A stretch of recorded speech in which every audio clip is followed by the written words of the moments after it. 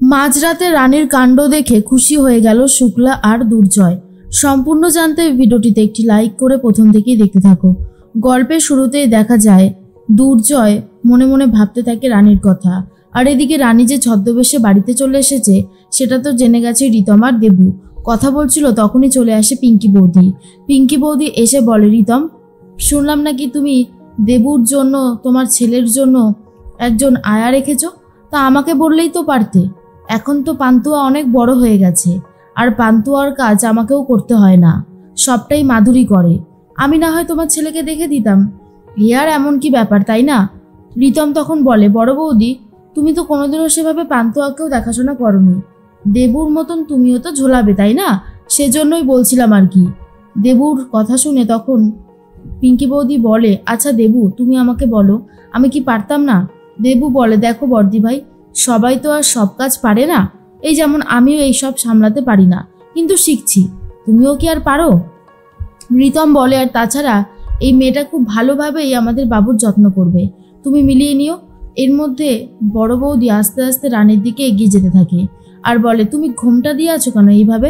রানী তখন রিতমকে বলে, দেখুন, আপনি না সবাইকে বলে দিন যে আমি কেন ঘোমটা দিয়ে রয়েছি। এইভাবে জনে জনে আমি কাউকে উত্তর দিতে পারবো না, এই আমি বলে দিলাম। রিতম বলে, আচ্ছা বড় বৌদি, তুমি আবার এসবের মধ্যে কেন ঢুকছো বলো তো?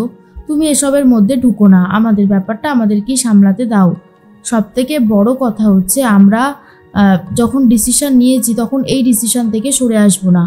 বড় বৌদি বলে, এই তো তোমার চাকরির অবস্থা, আবার এখন একজনকে রাখলে তাকে স্যালারিও তো দিতে হবে।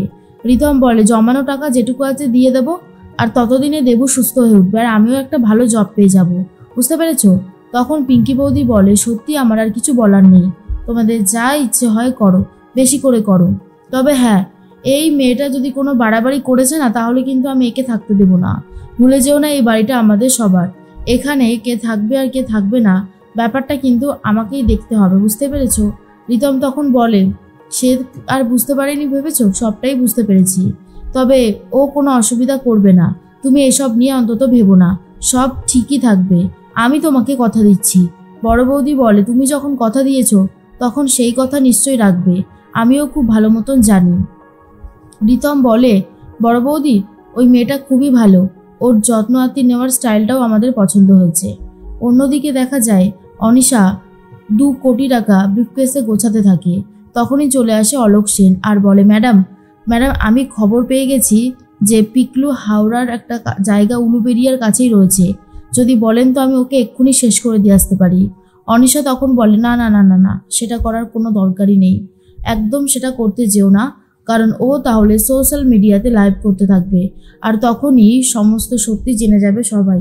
এতটা রিস্ক নেওয়া যাবে না, আর তাছাড়া আমি তো আছি, আমার সাথে ওর সেভাবে কোনো শত্রুতা নেই, আমি ওকে টাকা দেবো, ব্যাস ঝামেলা মিটে যাবে। অলোক সেন বলে, তবে ম্যাডাম একটা কথা জেনে রাখুন, এই সমস্ত ছেলেরা ব্ল্যাকমেল কিন্তু করতেই থাকে, এদের কাছ থেকে কিন্তু এত সহজে নিস্তার পাওয়া যায় না। তখন অনিশা বলে, দেখাই যাক না শেষ পর্যন্ত কি হয়, পিকলুকে আমিও এত সহজে ছাড়বো না। ও যদি কোনো খারাপ মন্তব্য করেছে আর যদি খারাপ কিছু প্ল্যান করেছে, তাহলে ওর কপালে দুঃখ আছে, কিন্তু আগে থেকে কিছু করতে গেলে উল্টে আমরাই কেস খেয়ে যেতে পারি, সেই জন্যই আমি আপনাকে বারণ করছি, বুঝতে পেরেছেন? আর তখন অলোক সেন বলে, ঠিক আছে, যা বলছেন তাই শুনবো, তবে হ্যাঁ, আপনি কিন্তু খুব সাবধানে যাবেন, আমাদের লোক অবশ্য থাকবে।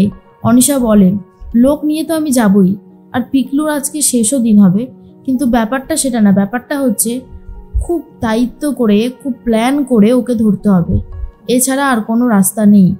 অন্যদিকে রিতম তখন বলে, রানী, তুমি তাহলে থাকো, আর আমি কি বলবো বলো, দুনির জন্য খুব খারাপ লাগছে, বেচারা ও সব কিছুর জন্য সাফার করছে, তুমি ওকে একবার দেখবে। কিন্তু মুশকিলের ব্যাপার হচ্ছে, ভাই না এখন আর বাড়ি ছেড়ে নড়ছেই না, সারাক্ষণ বাড়িতেই রয়েছে। এর মধ্যেই দেবু বলে, রানী, তুই এভাবে দুনির কাছে গেলে যদি ধরা পড়ে যাস? তখন রানী বলে, কিচ্ছু হবে না, আমি আছি তো, আমি সবটা সামলে নিতে পারবো। কিন্তু দেবু তখন খুব ভয় পায় রানীকে নিয়ে, আর বলে, তুই যাই বলিস না কেন, আমার কিন্তু খুব ভয় লাগছে, শেষ পর্যন্ত সব ঠিক থাকবে তো? রানী তখন বলে, হ্যাঁ সব ঠিক থাকবে, তুই এসব নিয়ে ভাবিস না তো, এত শুধু শুধু চিন্তা করলে হবে, কিছুটা চিন্তা আমার উপরেও থাকতে দে। এর মধ্যেই পিকলু ফোন করেছে রানীকে। রানী সাইড হয়ে গিয়ে কথা বলতে থাকে। রানীকে তখন পিকলু বলে, বলছি রানী তুমি তো বললে না অনিশা ম্যাডামকে কখন এখানে আসতে বলবো আর কোথায় বলবো।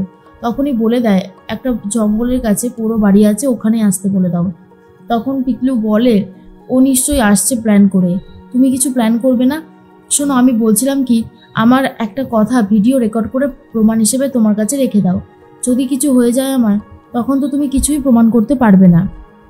রানী তখন বলে তুমি এসব নিয়ে ভেবো না, একবার অনিশাদিকে আসতে দাও, ওর জন্য মরণ ভাত পেতে রেখেছি, ও একবার আসুক না তারপরে ও মজা বুঝবে। পিকলু বলে জানো তো রানী, আমি আবার নতুন করে জীবনটাকে দেখতে পাচ্ছি, আমি আবারও আগের মতন ছবি আঁকছি। রানী তখন বলে আর সেই ছবিগুলোই এক্সিবিশনে যাবে, তোমার অনেক নাম হবে দেখবে, তুমি শুধু ধৈর্যের সাথে কাজটা করে যাও, একদিন ফল পাবেই।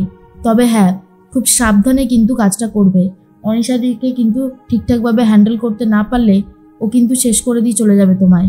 পিকলু তখন বলে আমারও খুব ভয় লাগছে, তবে আমি শুধু এটাই চাই যে আমি যেন তোমাকে সাহায্য করে তারপরেই যেতে পারি। তখন অনিশার কথা ভাবতেই রানী বলে অনিশাদি অনেক অন্যায় করেছে, ওর কুকীর্তি সামনে আসবেই, ও আটকাতে পারবে না, কিছুতেই পারবে না, তুমি মিলিয়ে নিও, আমি তোমায় বলছি অনিশাদি শাস্তি পাবেই। এর মধ্যেই পিকলু রানীর সাথে ফোনটা কেটে দিয়ে অনিশাকে ফোন করেছে আর বলে দেয় জঙ্গলের কাছে একটা পরিত্যক্ত বাড়ি আছে, ওখানে আসতে। অনিশা তখন বলে সে আমি চলে যাব, কিন্তু তুমি কিন্তু ভিডিওটা পাবলিক করবে না। পিকলু তখন বলে আমি ভিডিও পাবলিক করব না ঠিকই, কিন্তু ম্যাডাম আপনি যদি কোনো চালাকি করেছেন না তাহলে কিন্তু এর ফল খুব একটা ভালো হবে না, তাই বলছি আপনি একদম চালাকি করবেন না, কথাটা মাথায় রেখে দেবেন, আমি কিন্তু আর আপনাকে সুযোগ দেব না বারবার। তখনই অনিশা বুঝতে পারে কিছু একটা গন্ডগোল হচ্ছে। অলোক সেন বলে কি হয়েছে ম্যাডাম? তখনই অনিশা বলে আগে পিকলু এরকম টাইপের ছেলে ছিল না, এখন খুব দামি দামি কিছু কথা বলছে, মানে যেগুলো ওর বলার কথাই না। সেটাই ভাবছি, রানী তো মরে গেছে, তাহলে ওর পিছনে কি কেউ অন্য রয়েছে, সেটাই ভাবছিলাম। অলোক সেন বলে ম্যাডাম ওই জন্য বলছি সাবধানে কিন্তু। তখন অনিশা বলে সাবধান তো আমাকে হতেই হবে, যেভাবেই হোক না কেন, তীরে এসে আমি তরি ডুবতে দেব না। এদিকে দুর্জয় তার মেয়েকে কোনোভাবেই খাওয়াতে পারছে না, দুনি তো খেতেই চায় না।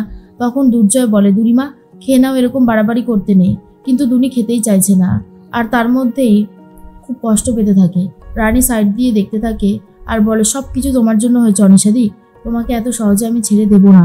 এরপর রানী এসে বলে মা মরা মেয়ে দেখেই খুব খারাপ লাগছে। তখন দুর্জয় বলে এটা নিন, ওকে খাইয়ে দিন তো। তখন রানী বলে আমি খাইয়ে দেবো, ঠিক আছে মামনি খেয়ে নাও তো। দুনি তখন বলে আমার মা তাড়া হয়ে গেছে, আমার মা কবে আসবে?